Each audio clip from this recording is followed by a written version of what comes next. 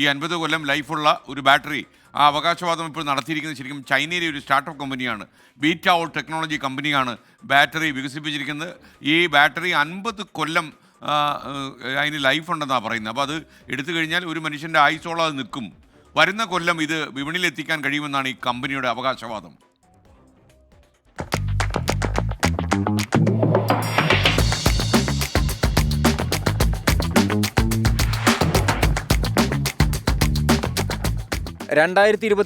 ജനുവരിയിലാണ് പുതിയ ബാറ്ററിയുടെ വിശദാംശങ്ങളുമായി കമ്പനി രംഗത്തെത്തിയത്. BV100 എന്നാണ് ബാറ്ററിക്ക് പേര്. നിക്കൽ ഐസോട്ടോപ്പ് ഉപയോഗിച്ചാണ് ബാറ്ററിയിലെ ഊർജ്ജോൽപാദനം. ഇപ്പോഴുള്ള ലിഥിയം ബാറ്ററികളെ അപേക്ഷിച്ച് 10 മടങ്ങ് ഊർജ്ജ സാന്ദ്രതയുള്ള ആണവോർജ്ജ ബാറ്ററികളാണിതെന്ന് കമ്പനി പറയുന്നു. ഊർജ്ജരംഗത്തെ വിപ്ലവകരമായ കണ്ടുപിടുത്തമെന്നാണ് ബാറ്ററികളെക്കുറിച്ച് കമ്പനി അവകാശപ്പെടുന്നത്. നാണയത്തേക്കാൾ ചെറിയ മൊഡ്യൂളിൽ ന്യൂക്ലിയർ ഐസോട്ടോപ്പുകൾ ചേർത്താണ് ബാറ്ററികൾ വികസിപ്പിച്ചത്.